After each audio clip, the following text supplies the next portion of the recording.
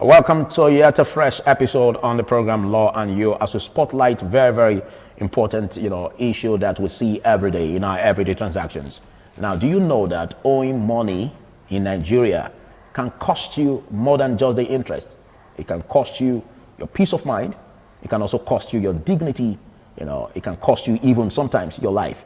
A situation where, you get midnight calls after getting your daytime calls, from those that you took the money from, to a point even where you are being harassed or sometimes even brutalized, and also to a point where you are facing a demand notice or a court order, and then law enforcement and all the rest. How then can we draw the line legally, or what the laws of the land apply to where we can draw the line between what is a legal means of recovering debt and what is also an illegal means of recovering debt? My name is Philip Omo-Gyukpong. This is the courtroom where we look at these issues and find a way to resolve them. And discussing this with me, I have a legal practitioner with me, and his name is Emmanuel Obakwalo. Big thanks for joining me in this new year. Good day, Philip. Good day, Nigerians. All right, so let's look at the background on what debt is before we go into total about where we can draw the line between what can be called illegal debt recovery and illegal means of recovery. Debt recovery is a pure civil matter. Oh, it's not criminal. Civil, yes. And there are legal frameworks. You mean owing debt is a civil case? Civil. Pure civil. If the debtor defaults? Civil. But there are legal frameworks on debt recovery. And what are these? They are 14 in number. But time may not permit us to begin to go through them all. Absolutely. So we may choose some of them. 1, the Companies and Allied Matters Act. 2, the Central Bank Act. 3, the High Court Civil Procedure Rules of various states. 4, the Federal High Court Civil Procedure Rules of the Federation. 5, we have the Nigeria Deposit Insurance Company. These are some of this debt recovery we have. We also have the Alternative Dispute Resolution Act. Now, when you look at debt recovery, like I did say, is a pure civil matter, and it has procedure and processes to be followed.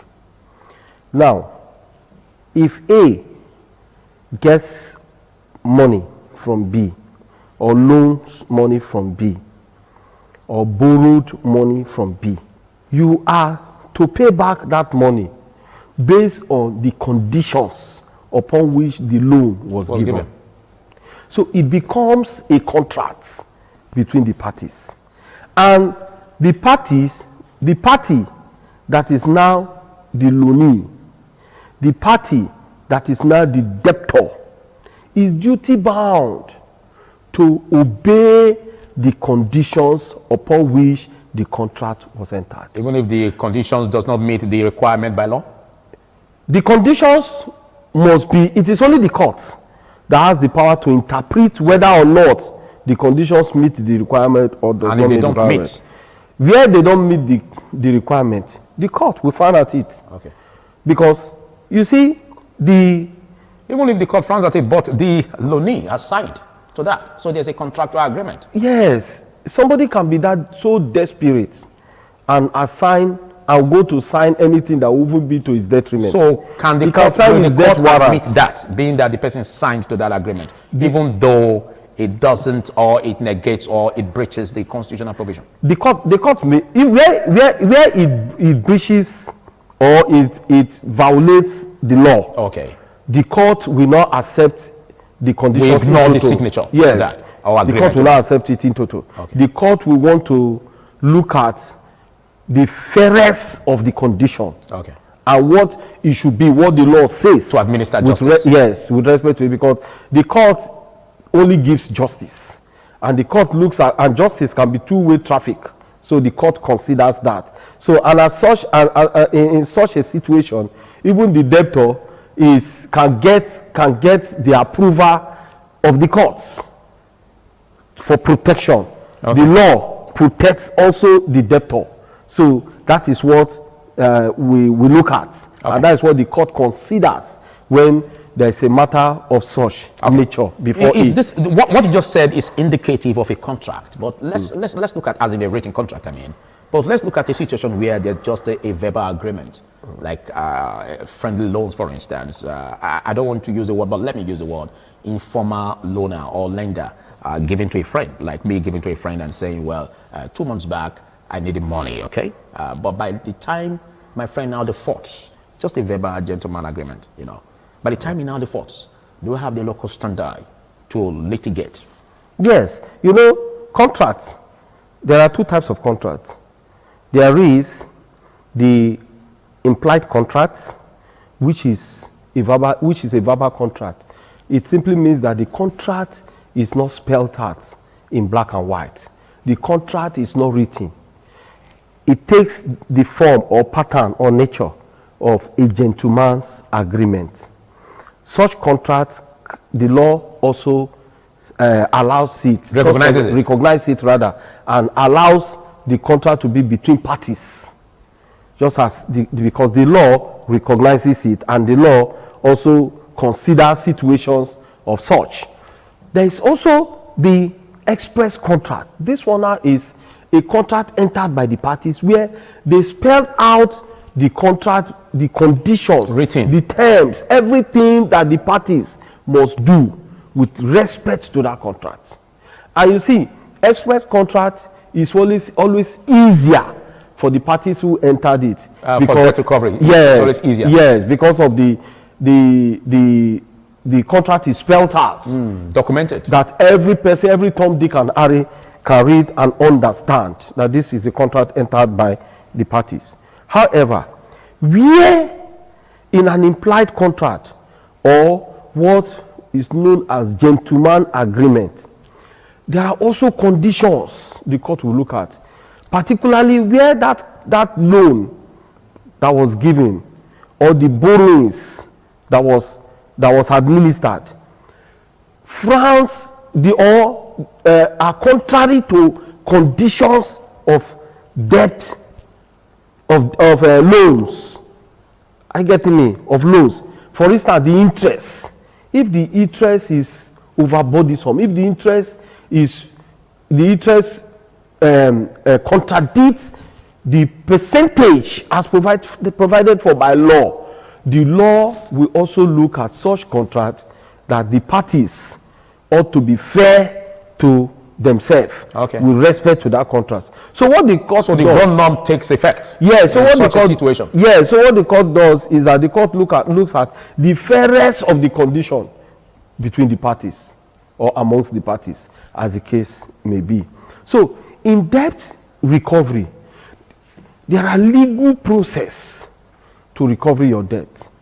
However, in course of carrying out the debt recovery, if a party, either of the party, choose to assault or batter another, it now has a criminal flavor. Okay. Before we go there, let's exhaust and explore this aspect you just said, most especially, for instance, for how you call it, a gentleman agreement, verbal agreement, and this does not involve, the lender having the license to do that.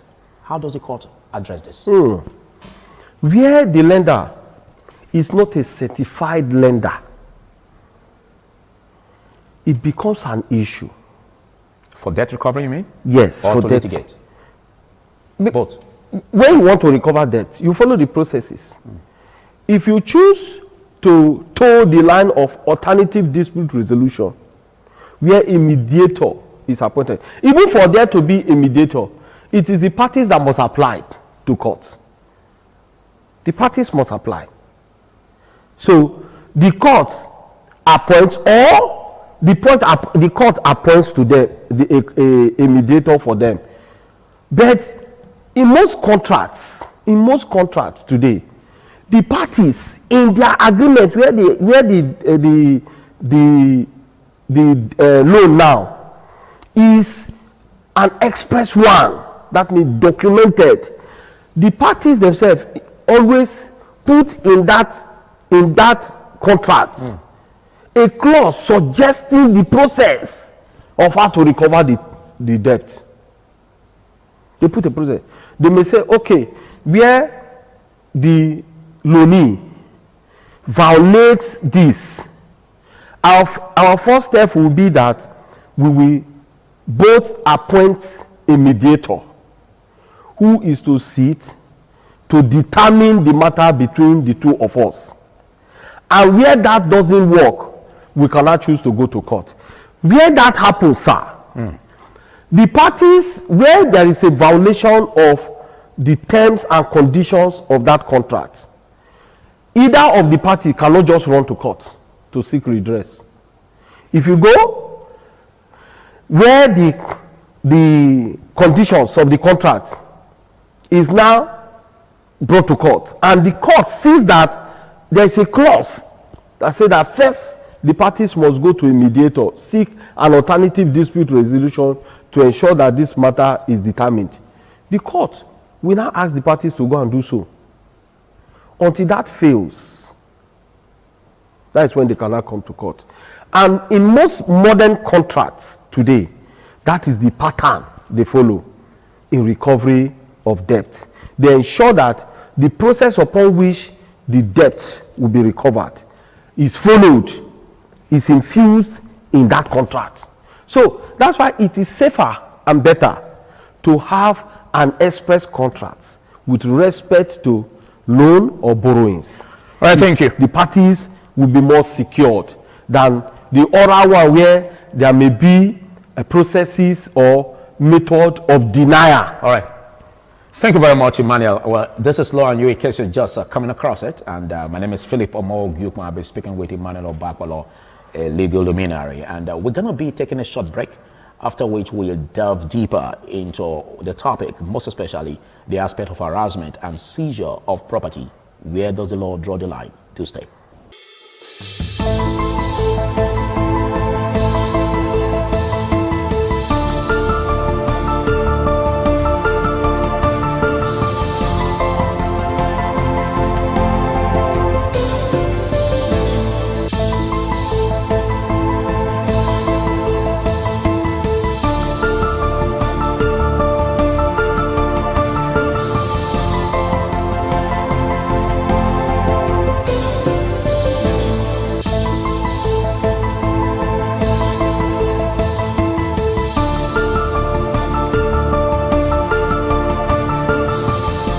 Welcome back. The show is Law and You. I still have my guest with me now.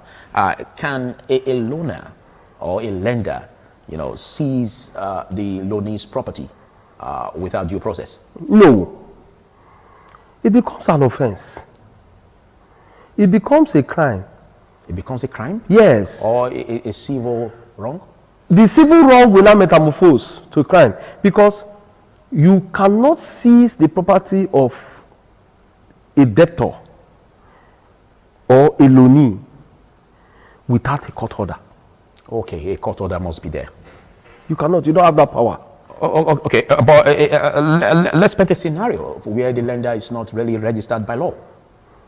Whether or not it's not a certified lender or a legal lender, a legal lender cannot seize. Talk less. More of a lender that is not certified. You cannot seize someone's property. That's why some of these persons who call themselves private lenders, who are registered, you see them, one of the conditions they give most times when there is need to borrow money from them, they will give a condition of bring a landed property. Yeah, like collateral security. Yes. My mind was going there. Bring a landed property.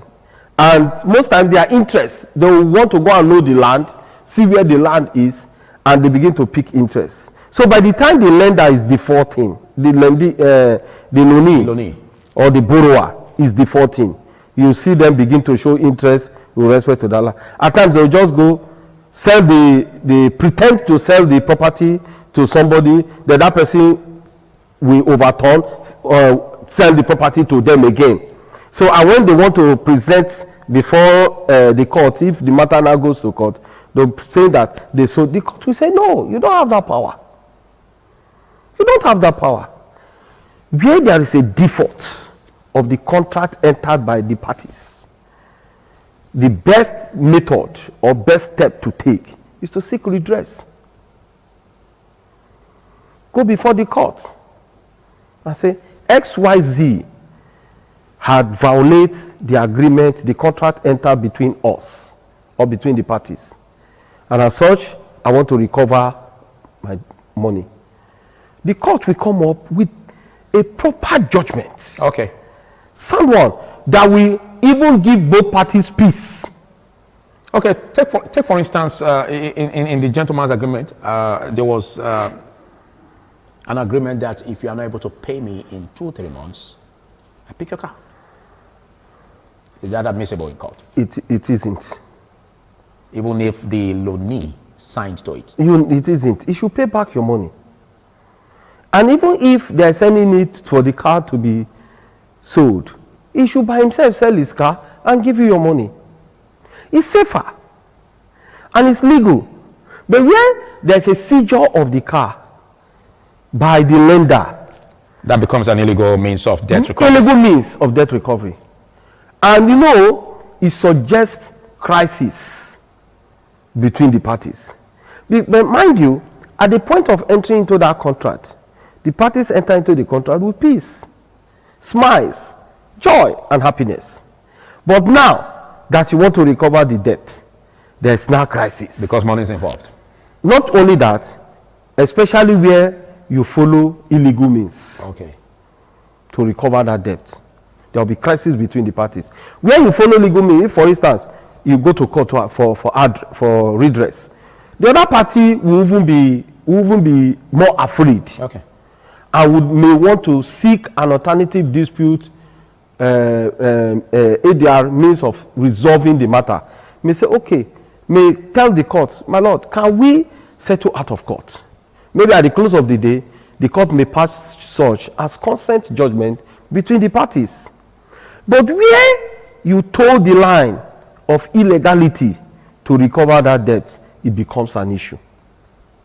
Okay, let's look at how a loaner, or rather a lender, can get his debt back in terms of what is being owed, can recover his debt, most especially if he is not having the required license, and there are charges or interest that was inbuilt, because we had this conversation off camera. So I want you to bring back on record as in if such a lender or a gentleman who gave that money out, if he has the legal backing to impute interest when he has no license as a lender. It's commonsensical. He doesn't have right to request for any form of interest. He doesn't have that right. On the basis that he's not licensed? Yes, he doesn't have that right. Because that purported or supposed contract entered by the parties is even an illegal contract. And an illegal contract cannot become legal by seeking redress in the court. But the court can give it a soft landing, mostly to the creditor, because it was just an act of kindness. Act of kindness. Say, for instance, I'm lending money to a friend.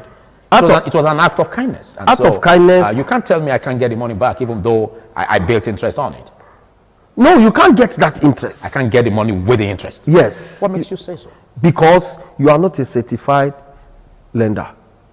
Okay, so what would the court do, or what do we have as the law? So it still depends on. I only get my money back without it. Yes, and it depends on the process you also follow. Considering the fact that this money has spent months, I would have rather given my money into the business and then it yields profit.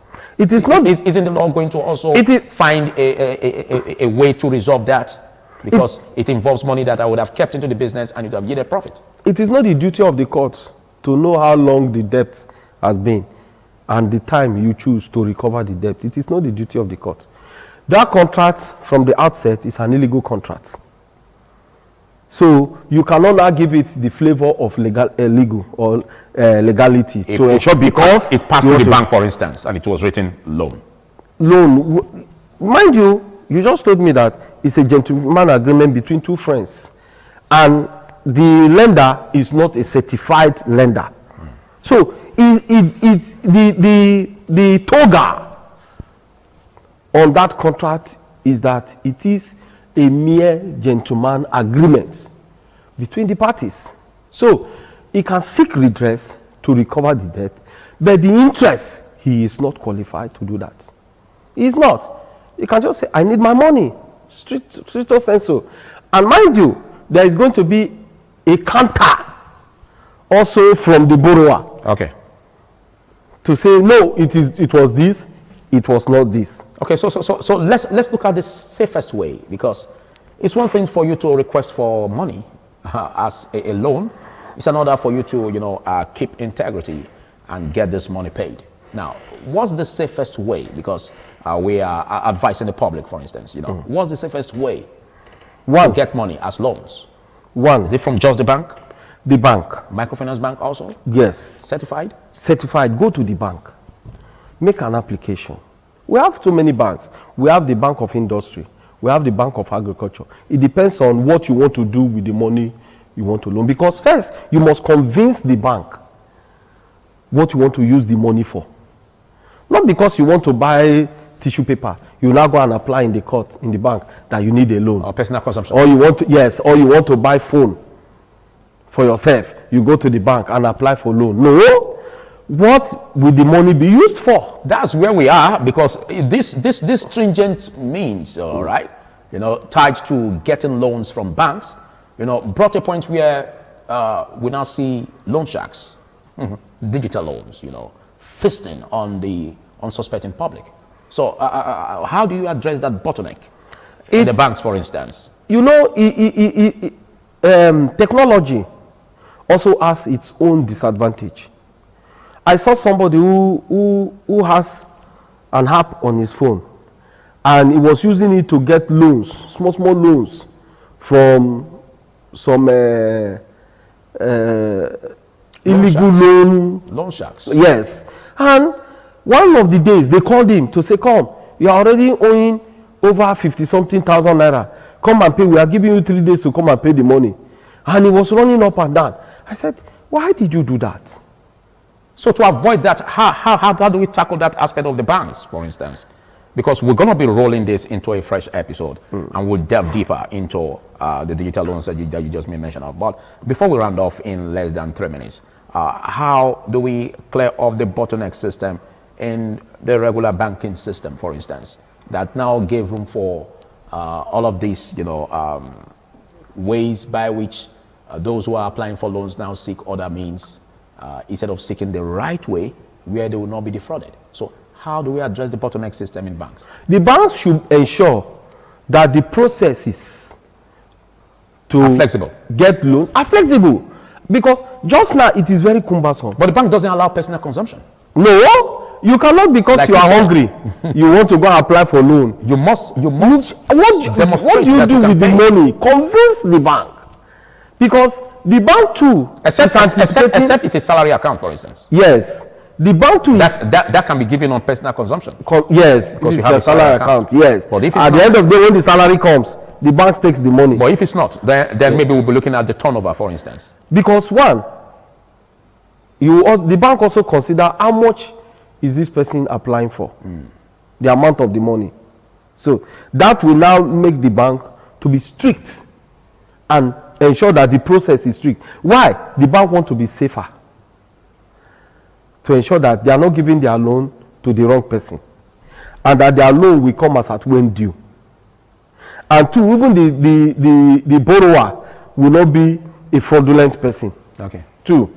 And 3, 4, the borrower too will use the money for the purpose for which it was applied for. All right, thank you, Emmanuel Obakpolo. Awesome to have you join on this very, very sensitive and fresh topic on today. We're going to be looking at this, an extension, which is the second episode, which we'll be looking at still on debt recovery, both the legal and illegal means. Do well to join us same time next week.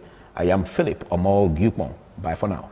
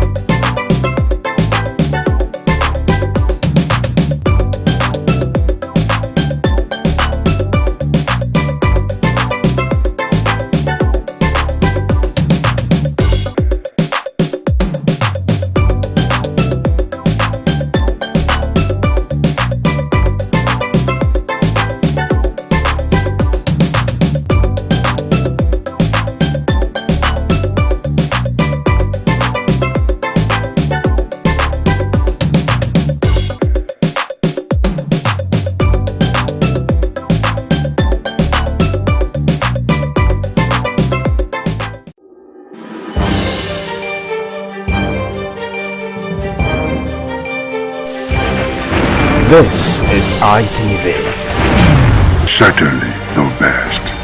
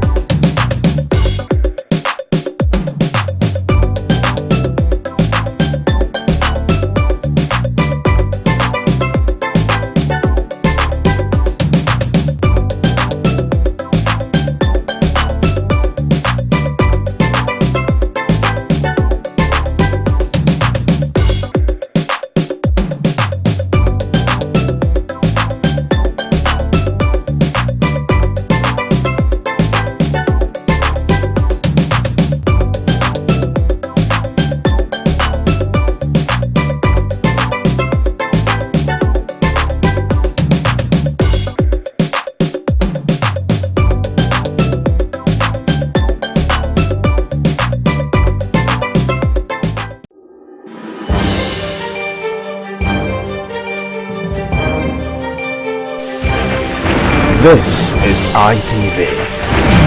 Certainly the best.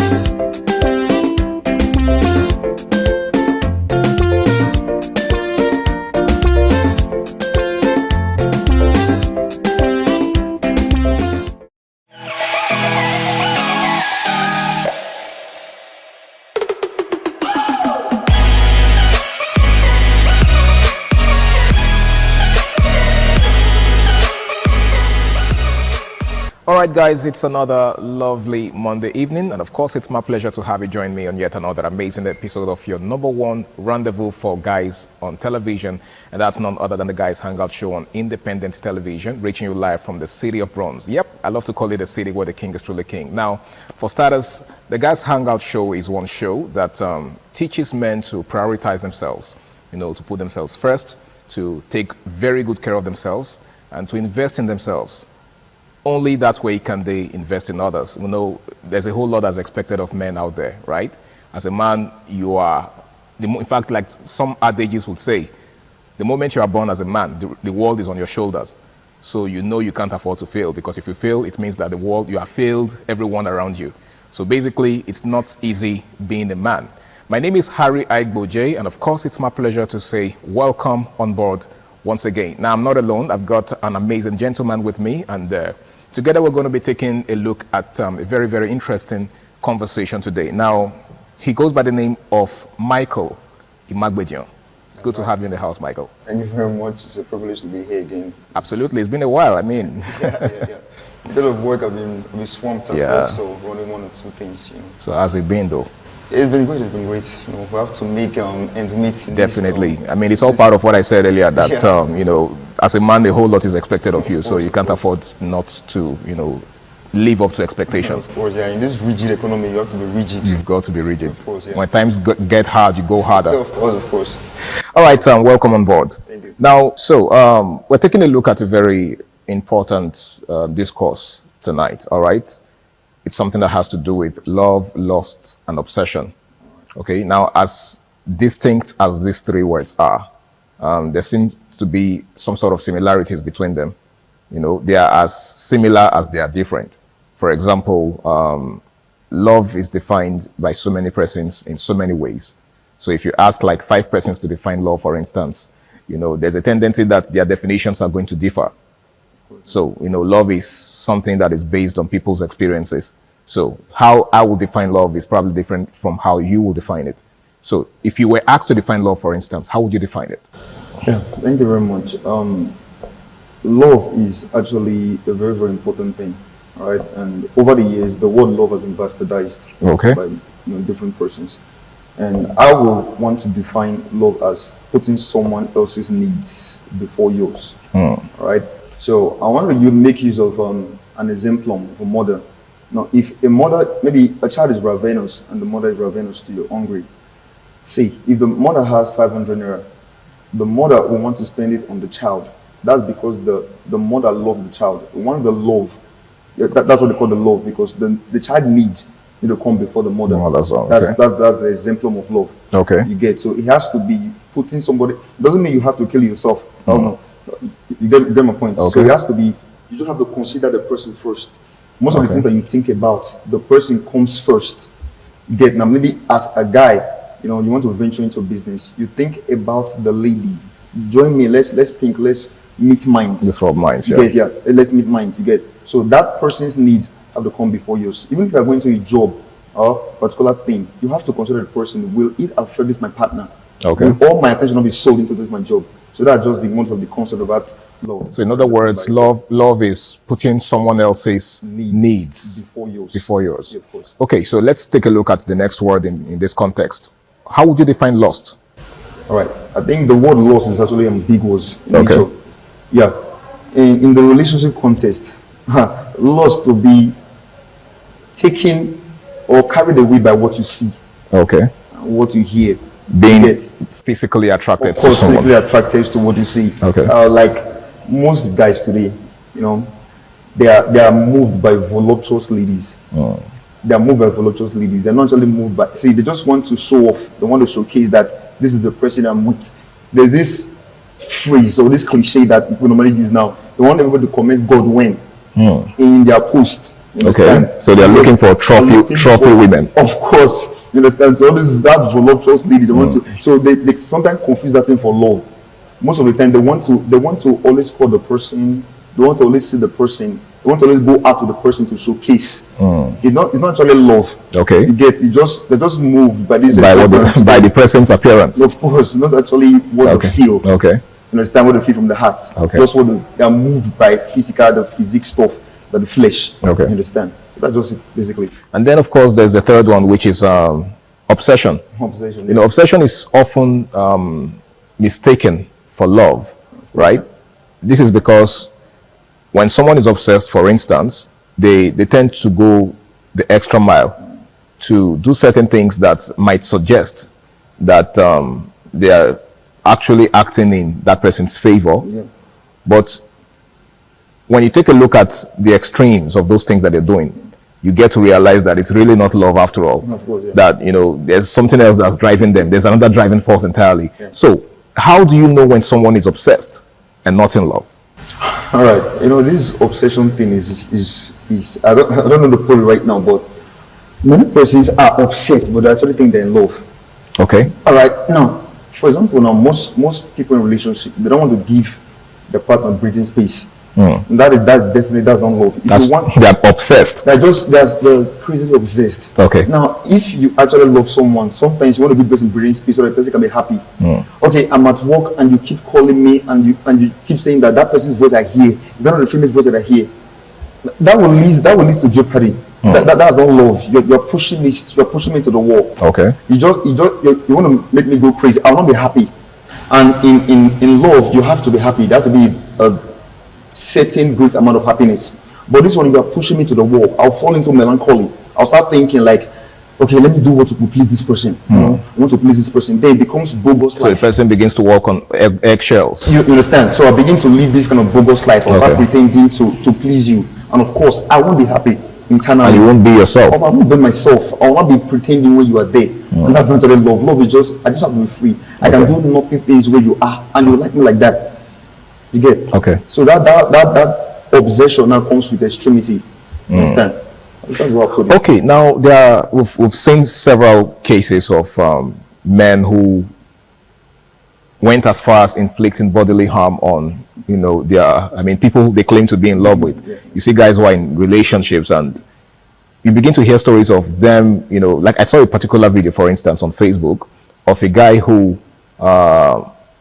stabbed his girlfriend in the belly and she was in the pool of her blood, right? I don't know what happened between them. I think the girl also harmed him somehow because both of them were bleeding profusely, right? Now, news has it that it was on account of something that happened between them. It was on account of, you know, the guy suspecting her of having an affair with someone else. Now, some persons have also argued that it is way better to just call it quits if you can no longer, you know, tolerate certain things, rather than going as far as inflicting bodily harm. Now, wouldn't you consider that an act of obsession? Yeah, that should be a wonderful example of obsession. Okay. Yeah. See, the person that you love, you don't want to see them hurt. Or you don't want to see them hurt psychologically, emotionally, physically. In fact, if you love a flower, most of the time, let me use that particular Chinese phrase. If you love a flower, you don't pluck it and eat it. You keep watering it. Okay. Now, if you love So you want to watch it grow. just want to watch it go. You want to keep that. You want to see it blossom. You won't hurt them. You do everything. You be their vigilante. You want to protect them at all costs. So going the extreme to want to hurt someone, that's not love. But love will not push you. In fact, love will stop you from hurting the ones you claim to love. Okay, but some persons have also argued that first off, that's the example I just gave Yes. is an offshoot of jealousy or insecurity, right? And then there are people who argue that jealousy is a sign of love. That it takes someone who loves you to be jealous over you. All right. What's your take on that? Let me step into that. Okay. They said, I think there's this disparity between jealousy and insecurity. Okay. Jealousy is angry or sad. Somebody have what you want. Insecurity is you are scared to lose what you have. Okay, then there's also the dimension of jealousy that suggests that, you know, you might be scared of losing someone. For example, you're in a relationship with someone and you're scared that the person you're with might be giving attention to someone else, which might lead to you losing that person to the other person. That's what I'm saying right now. Okay, so you think that is not jealousy? No. See, if I'm feeling insecure, I'm afraid that they want to come and steal something from me.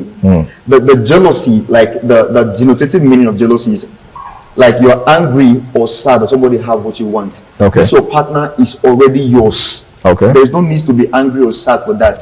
But insecurity is you are scared to lose what you have. So people actually misconstrue both of them. You understand? Okay. You understand? That's what the concept about it. Now, we've seen people who claim to be in love, but if you tell them, okay, for example, there are some ladies that will tell you that, say, some guys cannot stand a sexless relationship, right? And then the moment you tell some guys that, see, there's no sex in this relationship, we're just going to keep it, casual, keep it as platonic as possible. And then they'll tell you, no, it can't work. Now, how can such guys claim to be in love? Do you think that's love? Do you think love is possible without coupling, without sex? Yeah. Because we're looking at this now as regards, the lust part. It's like a tripod: love, lust, and obsession. So I want us to look at it holistically. So do you think it's possible for someone to be in love without being lustful? Yes, thank you very much. That is very, very, very possible. In fact, I think it's more healthy not to have sex, especially in this period, not to have sex in a relationship. Okay. Because most times right now, you see some guys, they get tired of the relationship when the sex becomes too much. Before you know it, they want to look elsewhere for fresher meat. You understand? So okay. It's actually do possible. Do you by any means are you by any means referring to over familiarity? Yeah, over familiarity. So you get too familiar with it. Yes. Sometimes maturity comes in. Maturity. What is that? Let's have a talk, right? Let's have a tete-a-tete. Like, what should we and what should we not do? See, if the girl says she doesn't want, that's when the love comes in. You have to respect it because it's not bad for her to reject sex. She says she want to keep it for you. As a responsible man, you should applaud her. Okay. And do your level best to protecting that stuff, protecting everything about it. Knowing very well that it's still going to be yours in the long run. Yours for eternity. So Okay. you don't have to rush.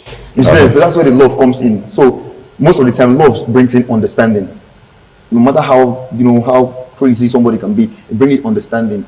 Sometimes that love for that person. See, if the girl say, "I don't want that," if you force yourself or you get to do it, maybe Against her will. eventually, yes, you will hurt her, and somebody that you love, you can't hurt the person. So that's where maturity comes in. So that maturity there have to be this agreement, this consensus that we don't want this particular thing now because, well, it's not actually a need. It's not actually a basic thing that we need right now. Okay. Because it's just like a flash before it's gone. Sex ends once it ends in bed.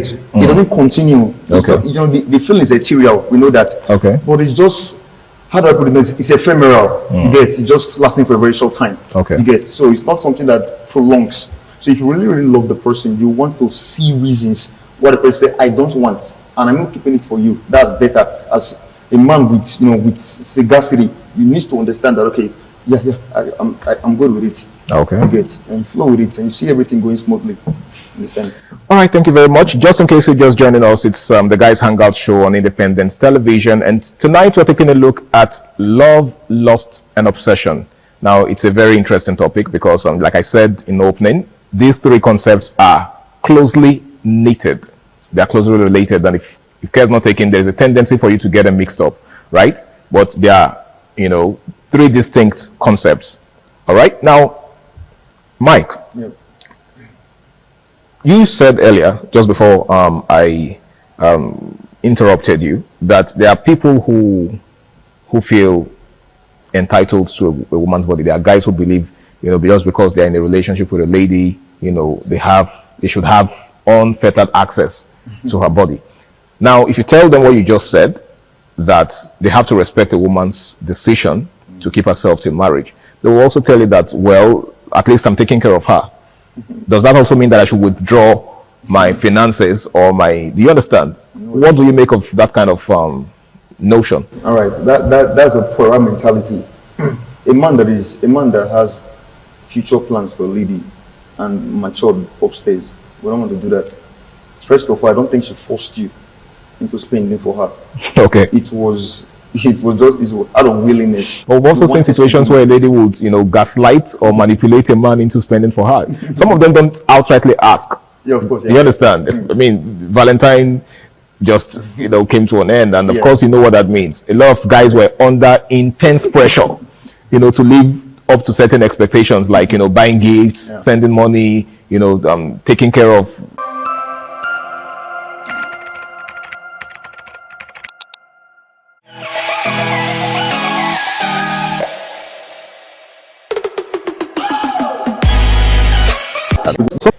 She doesn't want. That's when the love comes in. You have to respect it because it's not bad for her to reject sex. So it's a gasity. You need to understand. I'm good with it. Okay. You get and flow with it, and you see everything going smoothly. Understand?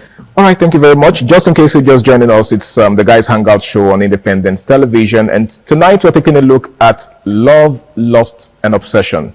Now, it's a very interesting topic because, like I said in the opening, these three concepts are closely knitted. They are closely related, and if care is not taken, there's a tendency for you to get them mixed up, right? But they are, three distinct concepts. All right. Now, Mike, you said earlier, just before I interrupted you, that there are people who feel entitled to a woman's body. There are guys who believe, just because they're in a relationship with a lady, they should have unfettered access to her body. Now, if you tell them what you just said, that they have to respect a woman's decision to keep herself till marriage, they will also tell you that, well, at least I'm taking care of her. Does that also mean that I should withdraw my finances or my... Do you understand? What do you make of that kind of notion? All right, that's a totality. A man that has future plans for a lady and matured upstairs, we don't want to do that. First of all, I don't think she forced you into spending for her. Okay. It was out of willingness. But we've also seen situations where a lady would, gaslight or manipulate a man into spending for her. Some of them don't outrightly ask. Yeah, of course. Yeah. You understand? I mean, Valentine just, came to an end, and of course, you know what that means. A lot of guys were under intense pressure, to live up to certain expectations, like buying gifts, sending money, taking care of her and all of that. Some of these ladies don't outrightly ask. Yeah. All they do is just complain and tell you, oh, I need to make my hair. They begin to compare you with. Do you understand? And begin to, in fact, some of them will even tell you about their friends and what their friends' boyfriends are doing for them. Guess what? Do you know that my friend Benedicta, the boyfriend, exactly, indirect. Exactly. So some guys say that as an indirect mode of making demands or making requests. What do you make of that? All right. If you don't have, let the person know you don't have. Okay. That's where it comes. In the outset of the relationship, you should know you want to get, to this thing with, the person, this extravagant person, this person is spendthrift. Only want to ask you for money and everything. It's not the kind of person you are with. You're dealing with, okay. When at the outset of the relationship, you knew that this is the kind of person that he is, and you went eventually. So you're saying that guys should take their time to vet. Of course. Ladies that they are getting involved with. Them, but not for too long. Okay. You don't be too long. And study them. You know the kind of person you are with. Because some of them can just change up their colors so that camouflage. Cool surprises relationship. Okay. Understand? So the truth of the matter is that most of these guys, they don't force you. See, if you know your pocket, go along with the pockets. You don't have to kill yourself. If a guy dies because of a girl, another guy will follow. Continue from where he stopped. Not just that, another guy will follow her to your burial. That's the painful part of it. So you don't have to die for a lady. Do the way your pockets can cut your coat according to your cloth. Of course, according to your cloth. You understand? So just do the way you think you do. Don't go beyond that. Don't go beyond to please. Human wants are insatiable. Okay. You can borrow 1 million for her. She will still go for somebody that will give out 5 million. Okay. So just do your level best and leave the rest. Understand? So a mature lady will understand. A mature lady, of course. I think that's very key because the sad thing is, a lot of, just like you said, a lot of guys do not take their time to study the kind of ladies that they're getting involved with. Moved by what they saw. Let me just go into that. Later, we'll begin to understand ourselves. Sometimes predicaments begin to come up. And it begins to reveal people's true colors. Good. That's when you now hear that if I knew this how you were, I wouldn't have entered a relationship with. That's a pang, for people to hear. If I knew you were like this. Okay. You knew from the outset. You just turned the blind eyes. So you mean guys tend to ignore the red flags from They the start? just tend to, I beg, and this is the kind of person I want body-wise, just enter. But later they begin to see some, some terrible things. Surprises, okay. You understand? Now, you said something earlier about the fear of losing, one's partner. Yeah. As one of the reasons why, some guys do what they do, right? Now, do you also agree? Because some persons will tell you that, say, if you want to know if someone loves you or if something belongs to you or if you're a bird, I think there's an adage like that. Like if you want to know if your bird is loyal to you, release it, let it fly away, right? If it comes back to you, then it's yours. Yeah. But if it doesn't come back, then it means it was never yours in the first place. Do you think that rule also applies to relationships? Of course. Yeah, somebody that really loves you will not want to see you be alone. The person will wants to be with you. Not in the case of the obsession. Okay. It wants to be with you. It wants to ask about you. Like it wants to check up on you. Wants to know what's up with you. I just want to know if you're okay. Oh, you're busy. All right. We can talk some other time. Maturity. So the person that really loves you want to stay in thick and in thin. No matter. Say the person that really loves you. If a problem arises, it won't threaten you with "I will just leave you. We'll break up." That's childishness. The person that really loves you be like, okay, after the altercation, all right, it's okay. All right, what's the way forward? Can we sort things out? You know you were wrong. I'm wrong, actually. I'm sorry, but you know you were wrong, and I will not want that to repeat itself. Be a smooth relationship. Okay. Understand? So the person that really loves you will not want to leave or threaten you with I'm going to leave, and that kind of stuff. Understand? Now, how do you deal with this fear of losing a partner? Do you think it's a sign of insecurity, or do you think it's a healthy feeling that anyone that's in love should have? Yeah, but it should not be too extreme. Now, if I love my phone because it has so much content, I will not want to lose. I'll protect it with my life. In fact, when I bought the taxi, I always remove my pocket and hold it in my hand. That's because of the value I place on the phone. Okay. Now, if I'm afraid to lose someone, to me, is one of the peak of love. If I'm not afraid to lose you, it means you don't love them. No worth. Okay. To me, and there's no love. I've gotten what I want from you, then you can go. But if I have this menial phobia to lose you, okay, of course it means that there is love. That's just the concept about it. So your partner must have this tiny fear, like this insecurity. It mustn't be jealous, because sometimes jealousy leads to something crazy. Okay. Your emotions will just get the better part of you, and you see yourself doing things that you are not actually or didn't plan for. Okay. So that tint of insecurity is actually good. It's actually a good sign. It's a green flag to me. So your partner must have this a little bit of fear, like of not wanting to lose you. Of losing you. Okay. Yeah. Now let's take a look at the concept of patience and perseverance, right? As regards love, as regards relationship. Do you think people of this generation are patient enough? Do you think they persevere enough? Because a lot of times you hear stories or you hear people say stuff like, "See, I have zero tolerance for nonsense. If you misbehave, in fact, I can't even tolerate any drama from anybody." Like everybody is just so quick to move on. So do you think that's healthy? I think it's fearfully unhealthy, because then we're in the Gen Z era, whereby people just believe relationship now is more of sex. If you see some guys now, some guys can have their friend. You are very foolish for not sleeping with this girl till now. You understand? So that kind of particular pressure now, it hits on the guy or the girl, or maybe a girl is not actually gaining so much from the guy. There's this pressure from the friends that you're not actually getting from this guy. Okay. Now, for the patience talks inside. Now, the patience there is not actually there. Okay. Anymore. They just see most of the females want to make quick money.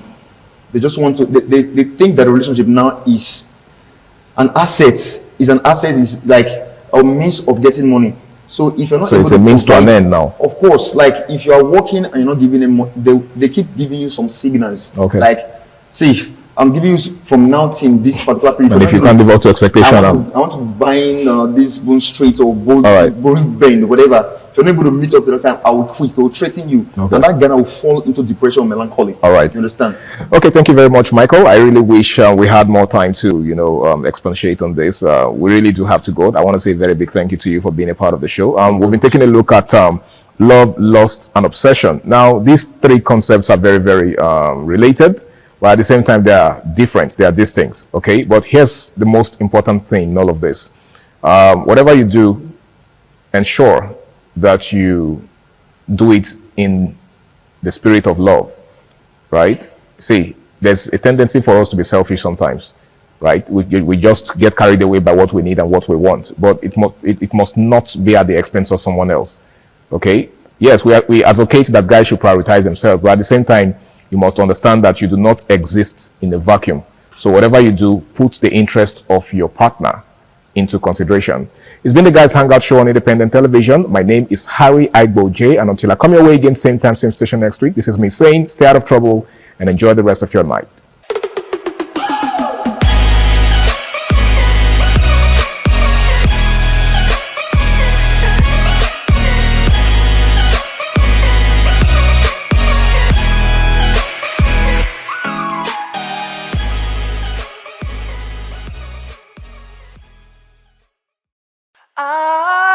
ITV, certainly the best.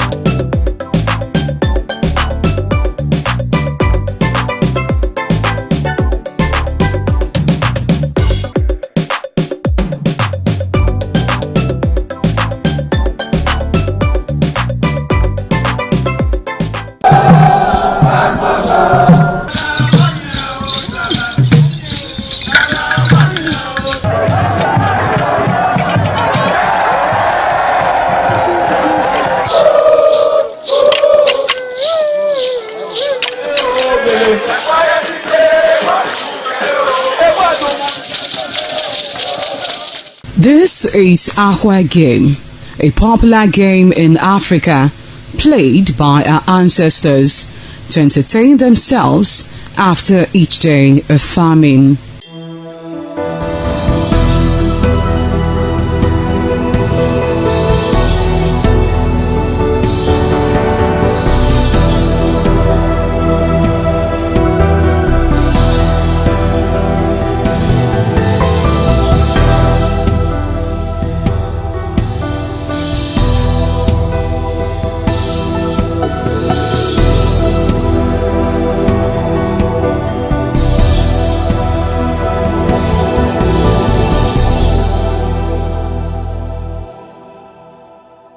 It is also relevant in our coronation in Africa. It is a sport and indeed very interesting, as every seed had a role in the game.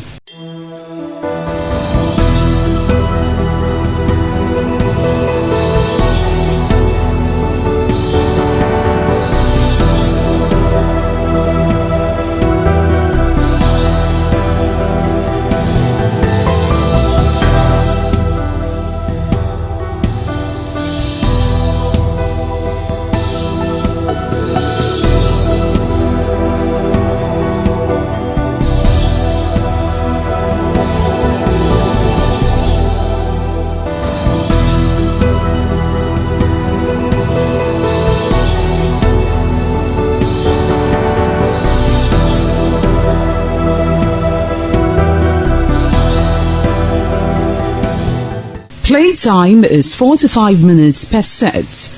There is no age limit as long as you can spin Aqua Seed.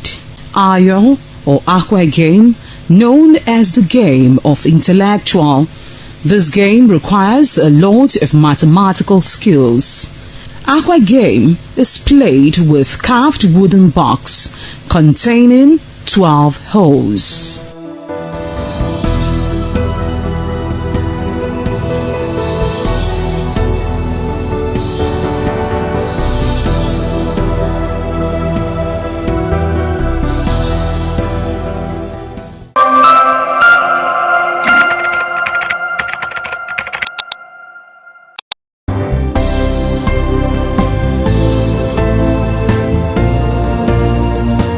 Thank you very much for joining us on the program, Healthy Living. What is the kidney? The kidney is an excretory organ in the body, which is for metabolism. Tuberculosis affects many organs in the body, but the common ones it usually affects is the lungs. Epilepsy is a neurological problem. Okay. It is an injury in the brain which causes someone to begin to convulse, to go into fits. It is curable, but the cure is a long-term thing. If you eat well and avoid those risk factors that will make your immunity to be down, then the risk of contracting tuberculosis will be reduced. If you're healthy, then you're wealthy.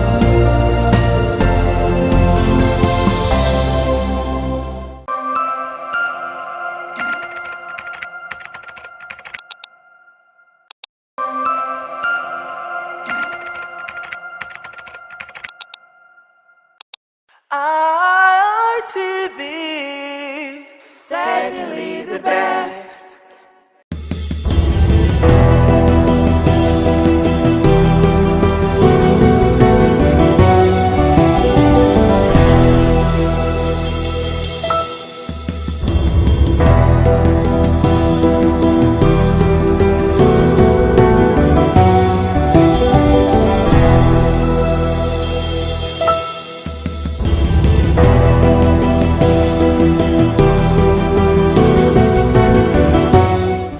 Viewers, welcome to Viewpoint on ITV. I am Caroline Okonji, and it is that program that gives you and I opportunity to talk about some of the trending issues in the country and how it affects us as citizens. So today we're going to be talking about the withdrawal of police personnel from very important personalities in the country and how it's going to be affecting us as individuals, or better still, how it's going to impact us as citizens. And then again, the debates on legalizing gun ownership.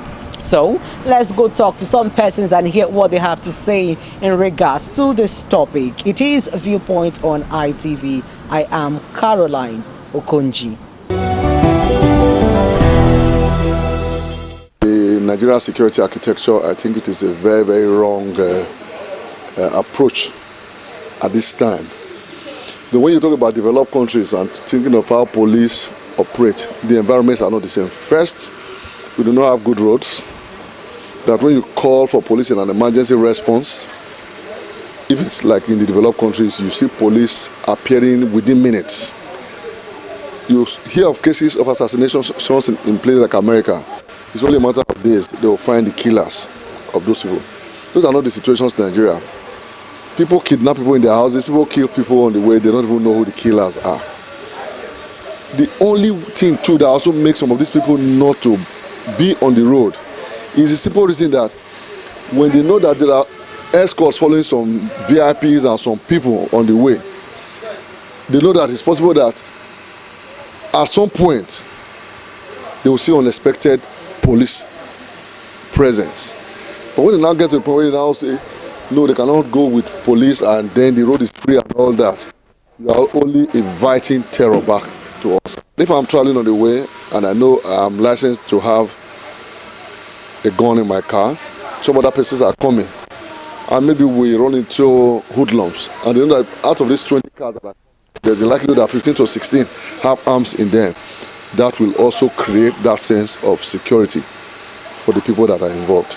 So I just think that it is, yes, the idea to say let's have police at different points is there, but the architecture and infrastructure to support such an idea, we don't have it yet. You don't have drones flying everywhere. If you are overseas, you press a button in your house, they know it is emergency. The police will come, condone of your area, and the people cannot even escape. The police right now, as they are, first, they are not vehicles, they are not well equipped. So how do you even do it? I think that the decision by Mr. President needs to be reviewed. I see it as a right development based on this issue that the President has made concerning police should be withdrawn from notable personalities that are in our society. you discover that for the police to be able to combat insecurity, we have less police in the society. Most of all these notable personality, you just discover that one person will be having 10 police. 10 police. If one particular person is having a police, about 10 attached to him, and the common man has no security to be attached to him, he has no security to be attached to him, then what is the fate of the masses? But to my own take, with this direction, this step that the president has taken, that all police officials, army and the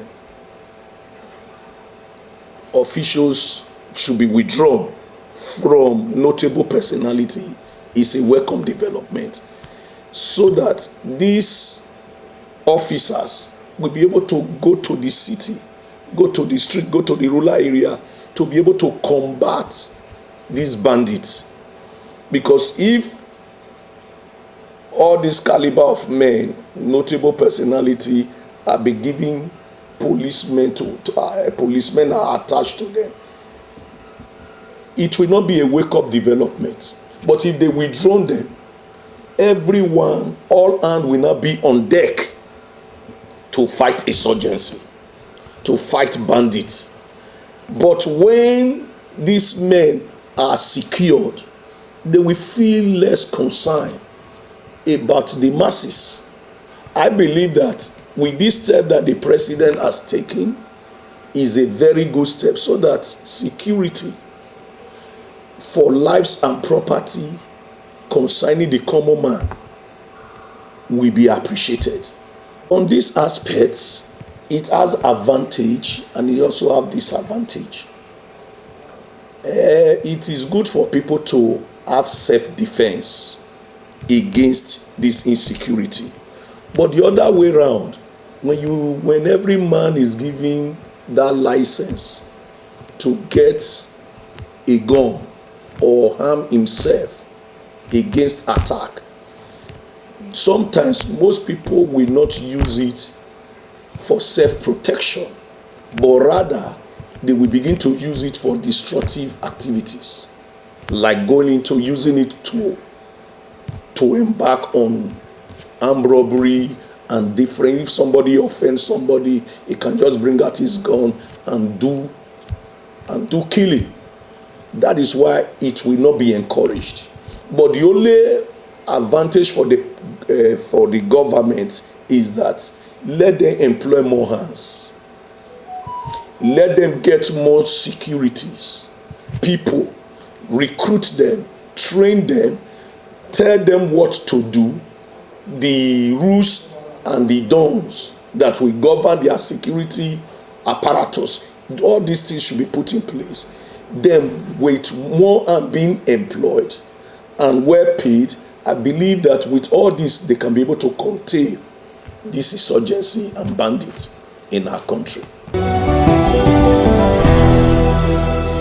We all know that the constitutional role of the police is the protection of lives and property. And like the president has rightly stated, the protection of lives of Nigerians are very paramount. And like the VIPs are still part of the citizens that the police is constitutionally empowered to protect.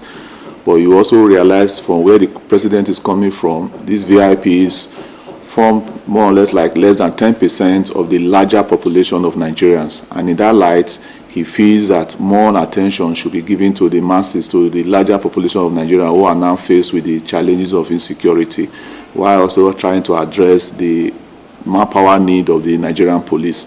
So in that regard, I totally support that directives that all available manpower now should be channeled towards the protection of the majority of Nigerians outside the VIPs that took a chunk of that number.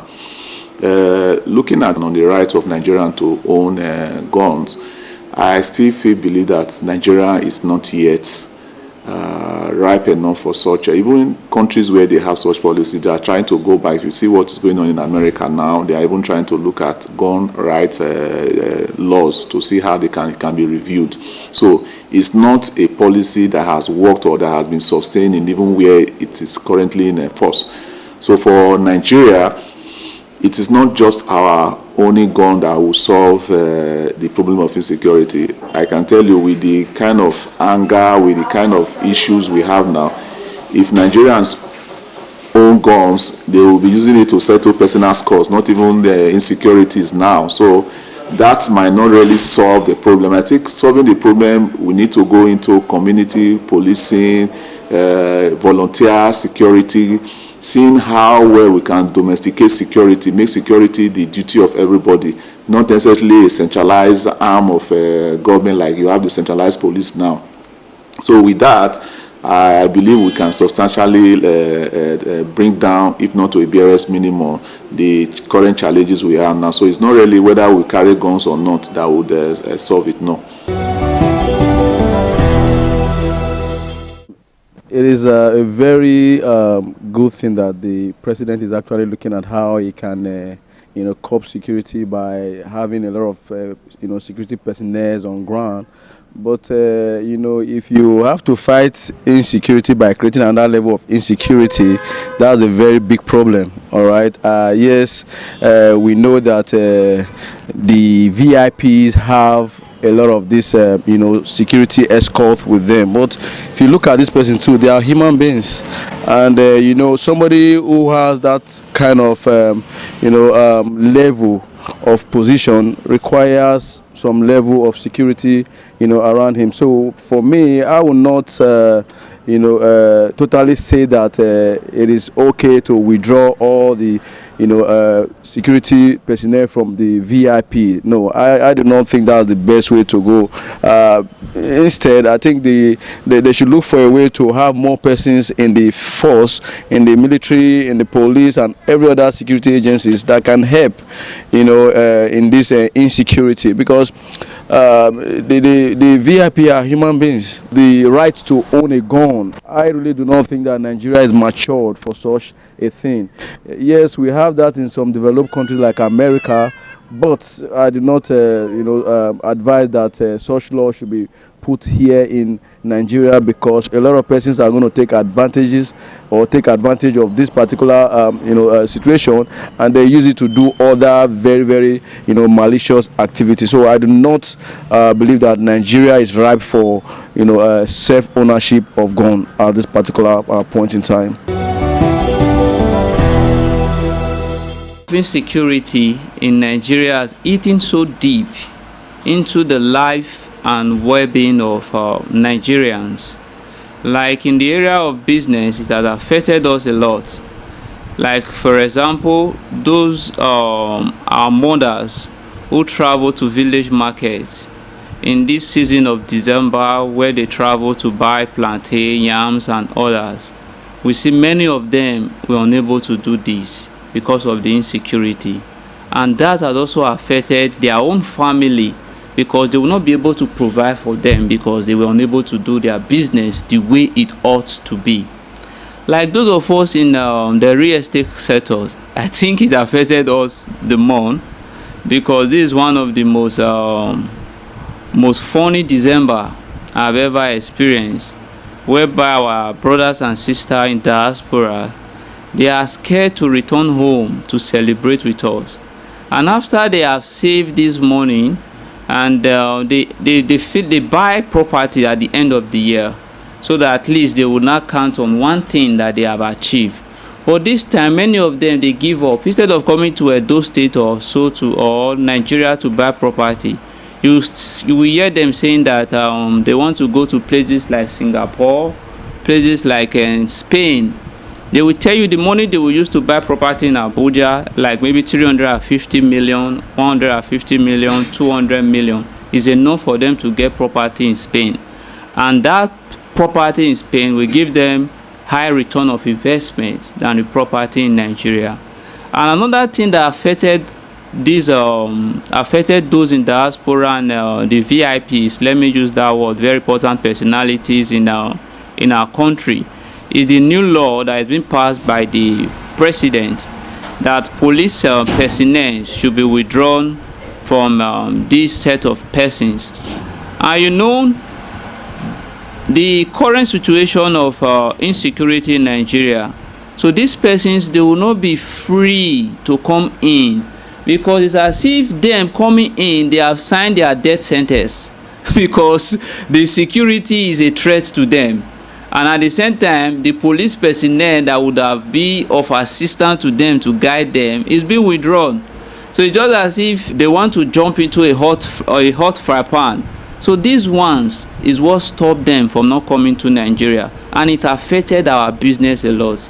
So those persons we are all to care for, we now, these things restrict us to do a lot for our loved ones. Because if you don't sell property to get money, so there's no way you are going to spend money. So if you check, though we are having traffic and all these around, but the truth is that the well-being, the lifestyle of these our citizens is being compromised, because insecurity has cost them a lot. If the guns is being legalized to every citizen, it's going to cause more havoc at this initial stage. So I believe instead of legalizing gun to individuals, let's recruit more local security personnel that understand this terrain of this environment, because a stranger will not know my community more than me. So if they empower these personnel, give them good sophisticated weapon that they can use to withstand these perpetrators, the criminals, it will be able to at least help us a lot. So owning a gun or legalizing gun to Nigerians, you know, Africans, there's a way we think. Even some of the trained policemen that they are handling weapons, we see what happens after some of them have taken what they are not supposed to take. After they get, when their adrenaline get high, when they are angry, we see how they misuse the gun. So now legalizing gun for a trained person, a civilian, is going to cause more havoc and disaster to us. So I'm not in support of that. While the opinions of our respondent varies, and some as think that the statement by the president to withdraw police personnel from VIPs in the country in order to combat crime, some are also saying that it is not a welcome development. But in all of this, the security of citizens and properties should be a priority. That is what people are clamoring for, and it is something that should be done in order for lives and property of citizens to be secured and for security to be guaranteed. It is Viewpoint on ITV. I am Caroline Okonji. Many thanks for watching. ITV, certainly the best.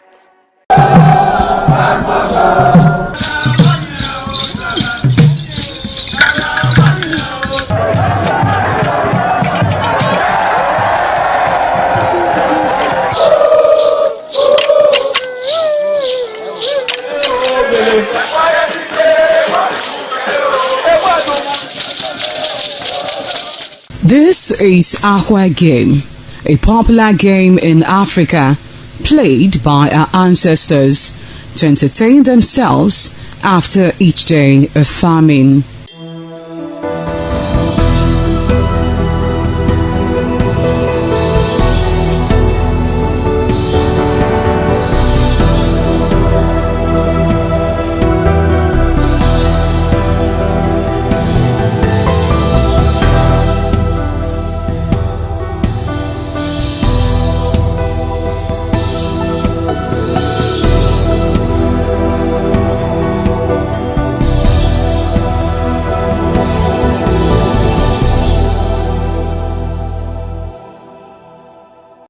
It is also relevant in our coronation in Africa. It is a sport and indeed very interesting, as every seed had a role in the game.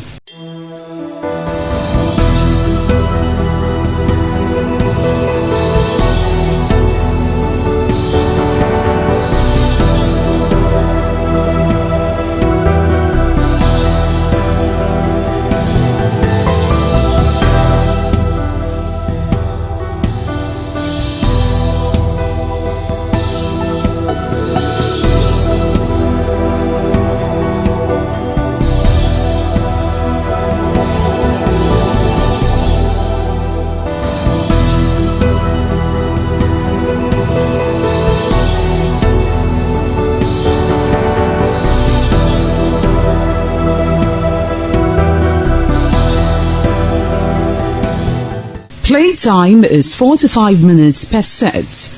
There is no age limit as long as you can spin Ahwe seed. Ayo or Ahwe game, known as the game of intellectual. This game requires a lot of mathematical skills. Ahwe game is played with carved wooden box containing 12 holes.